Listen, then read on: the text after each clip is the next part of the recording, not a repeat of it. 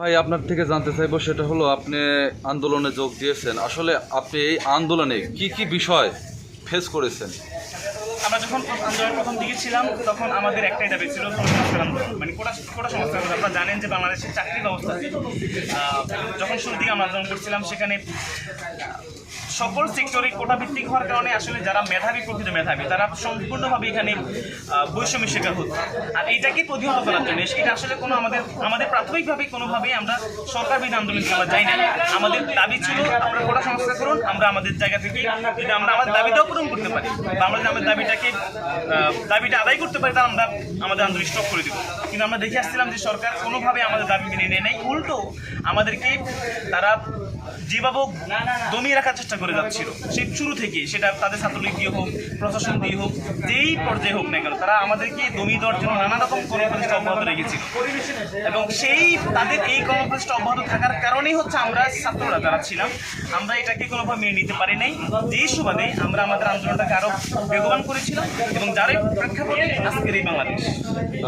আপনি আসলে আপনার কাছে থাকা, যখন আপনি আন্দোলন করেছেন, ঠিক আপনার পাশে থাকা কোনো ভাইকে আপনি হারিয়েছেন, এরকম ঘটনা আপনার মানে চোখের সামনে এরকম কোনো ঘটনা ঘটেছে? আমি যদি বলি, আমি আন্দোলনের সাথে সম্পর্কিত ছিলাম ঢাকার বাড্ডা থেকে, উত্তরপাড়া থেকে।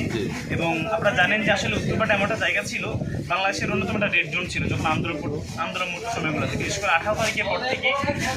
আমি যখন আমরা রাস্তা যখন উঠেছিলাম, রাস্তা আমরা উঠতেই পারিনি, পুলিশ আমাদেরকে অনর্গল গুলি করত, মানে রাস্তা ওঠার মতো কোনো সুযোগ আমাদের হয়নি। তারপর আমরা ছাত্র জনতার যে বিপ্লব ছিল, আমরা সেটাকে পুঁজি রেখেই মূলত আমরা রাস্তায় ছিলাম। আমাদের হাতে কোনো রকম অস্ত্র ছিল না, আমাদের হাতে কোনো রকম মানে ওদেরকে প্রতিহত করার জন্য আমাদের কাছে কিছুই ছিল না।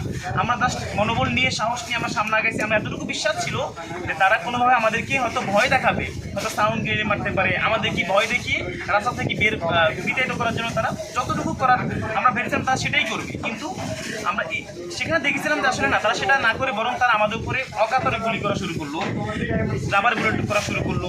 এবং আমার সামনে অনেক মানুষ দেখেছিলাম যে আমরা যখন ছিলাম, পুলিশ, বিশেষ করে আপনারা একটা হয়তো কাহিনী জানেন, 18 তারিখ যে কাহিনীটা হয়েছিল, আমরা সেদিন বাড্ডাতেই ছিলাম, রাস্তায় ছিলাম।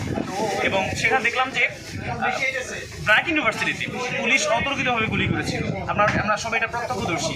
এবং সেখানে আমাদের কয়েকজন ভাই নিহত হয়েছিল, কয়েকজন আহত হয়েছিল। এর পাশাপাশি আমরা দেখছিলাম যে শুধু সেটাই করে তারা ক্ষান্ত হয় নাই, তারা আমাদের যে রাস্তা যে মিছিল ছিল সেখানে তারা অতর্কিত সাউন্ড গ্রেনেড থেকে শুরু করে, রাবার বুলেট থেকে শুরু করে, টিয়ার শেল থেকে শুরু করে, এবং তারা আমাদেরকে গুলি বন্ধ করেছিল। এবং সেখানে আমার বাসার পাশে, আমার বাসার যে বুয়া যে রান্না করে, উনি যখন রাস্তা হেঁটে যাচ্ছিল, ওনার সামনে একজন ব্যক্তি হাতে গুলি করছিল। আমার বাসার বউ অল্পের জন্য বেঁচে গেছে। তার মানে এটা কি দেখেন। এবং সবচেয়ে দুঃখজনক বিষয় ছিল, আমরা যখন বাসায় ছিলাম, হঠাৎ করে চারদিক থেকে গুলি আসতো, কোন দিক থেকে গুলি আসে আমরা কেউ দেখতে পাচ্ছি না। কিন্তু এই গুলি আসার কারণে হঠাৎ গুলি আসতো এবং এ থেকে অনেক মানুষ মারা গেছে। তো সব মিলিয়ে তারা আমাদের এই আন্দোলনটাকে ব্যাহত করার জন্য, আমাদেরকে দমিয়ে দেওয়ার জন্য তারা যত রকম চেষ্টা থাকা উচিত ছিল তারা সবটুকু করে গেছে। কিন্তু আলহামদুলিল্লাহ যে আসলে আমরা আমাদের জায়গাতে কোনো রকম আমাদের অনেক ভাই থেকে হারিয়েছি। আমাদের শহীদ আবু সাইদ ভাইকে আমরা হারিয়েছি, মুক্ত ভাইকে আমরা হারিয়েছি।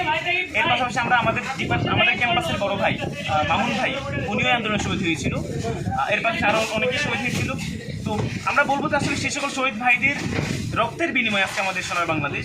আমরা অনেক ত্যাগ দীক্ষা করেছি, বাট আমরা কোনোভাবে দমিয়ে যাইনি। আর আমরা দমিয়ে যাইনি না যাওয়ার কারণেই মনে হয় আমরা আজকে সফলতার বীজ বপন করতে পেরেছি এবং আমরা আমাদের সফলতা যে কাঙ্ক্ষিত মঞ্জিল সেখানে পৌঁছতে পেরেছি। ধন্যবাদ ভাই আপনার।